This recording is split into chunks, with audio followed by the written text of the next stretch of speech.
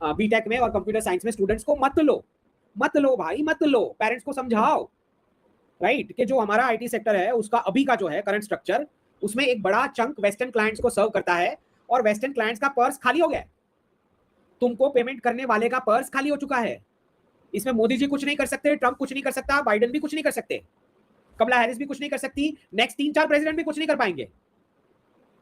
Payment करने वाले का पर्स खाली है। इतना समझ नहीं आता क्या? मतलब कौन सी भाषा में समझाएं इस बात को?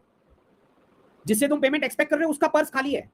इसमें इंडिया यूएस डील से कोई फर्क नहीं पड़ेगा, ट्रंप की पॉलिसी से कोई फर्क नहीं पड़ेगा। ट्रंप स्पीड अप कर रहे हैं, पॉलिसी से कोई फर्क नहीं पड़ेगा, उसका पर्स ही खाली है जिसने आपको पेमेंट करनी है, जिसके पास से आप पेमेंट एक्सपेक्ट कर रहे हो। तो अब जहां से भी कुछ फीडबैक मिला होगा तो एटलीस्ट आईआईटी मद्रास ने ये स्टैंड लिया है कि 3 साल एग्जिट कर सकते हो आप बीएससी डिग्री लेके। दूसरा ऑब्वियसली मैं तो समझा के आया था 2024 वाली स्पीच में ही आईआईटी मद्रास में। दूसरा, कर्नाटका सरकार को भी समझ में आ रही है, तो वो कंप्यूटर साइंस के जितने भी इंजीनियरिंग कोर्स हैं उसमें कैप लगा रहे हैं कि इतना ही एडमिशन तुम ले पाओगे। Cites unemployment fears. अब हेडलाइन के बाद तो कोई भी बोल देगा, जो मैं 21-22 में प्रेडिक्शन दे रहा था और सब हंस रहे थे, अब हेडलाइंस के बाद तो करना ही पड़ेगा ना, एक्शन लेना ही पड़ेगा। अब क्या करोगे जब प्लेसमेंट हो ही नहीं रहा है? अच्छा, प्लेसमेंट होगा तो भी कैसे होगा? अगर फ्रेश बैच है आईटी वाला, कंप्यूटर साइंस वाला, बीटेक वाला, उसको अगर पैकेज मिलता है, स्टार्ट होता है, 3 साल मुश्किल से एम्प्लॉयमेंट चलेगा। उसके बाद फायर करके वो नया बैच को हायर करेंगे। बाकी का जीवन क्या करेंगे आईटी वाले? इसीलिए बता रहा हूं कि जल्द से जल्द, अभी भी समय है, जल्द से जल्द आप डाइवर्सिफाई कर लें। सेक्टर्स मैंने साफ बताए हुए हैं, space, defence, manufacturing, farming, food processing, logistics. तो टेक का इन सेक्टर्स में क्या रोल हो सकता है वो हमें उस पर फोकस करना है। मार्केट डाइवर्सिफाई करना है। कहाँ? रशिया, चाइना, जापान, मतलब South East Asia, West Asia, ये हमारा नया मार्केट रहेगा, ये ही मेन मार्केट रहेगा। ठीक है, रीसेट के बाद वाला। तो ये समझना पड़ेगा कि बड़े चेंजेस हैं और वो डॉलर वाली सैलरी नहीं मिलने वाली है। It's not going to happen, क्योंकि वो पूरा ही नंबर फेक था, तो वैसी कहां से मिल जाएगी? तो जितने पेरेंट्स और स्टूडेंट्स को हम बचा पाएं प्लीज, क्योंकि ब्लाइंड क्रेज हो चुका है, लोगों को लगता है मैंने कंप्लीट करना है और अमेरिकन ड्रीम।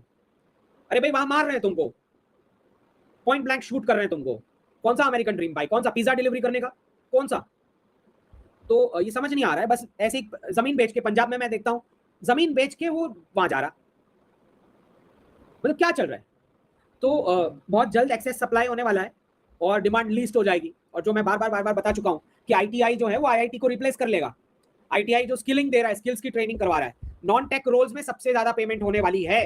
वापस रिपीट कर रहा हूँ, जिन फार्मर्स को हम अनपढ़, बेवकूफ, इलिटरेट बोल रहे थे, जो हाथ पैर से जो लोग काम करते हैं, उनको नए वर्ल्ड ऑर्डर में उनको सबसे ज्यादा पेमेंट होने वाली है।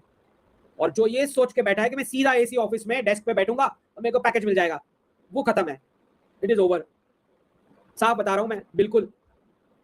चलें, सितंबर 2022 का प्रेडिक्शन, राइट, 21-22 में सारा दिया हुआ है कि पूरा डॉलर का बबल आईटी और डिफेंस में था, वेस्ट का, तो आईटी सेक्टर को हिट लगना ही है। तो जो आपका देश आपको पेमेंट कर सकता है उस सेक्टर में वर्क करना शुरू करें। और जो नए मार्केट्स हैं, वेस्ट पेमेंट नहीं कर पाएगा। ओके, 2022 का प्रेडिक्शन। और अब जाके न्यूज आ चुका है, तो कर्नाटका और आईआईटी मद्रास दोनों ने एक्शन लिया है। बाकी यूनिवर्सिटीज पता नहीं अभी भी क्या सोच में है, आई डोंट नो।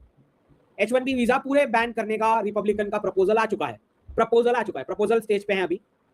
24 जनवरी 2025 का प्रेडिक्शन और 17 दिसंबर तक हो चुका। मैं तो वैसे ही बता दिया था, जब ये हेडलाइन आई तब भी मैंने ट्रांसलेट कर दिया था, जब ट्रंप ने बोला I don't want to stop H1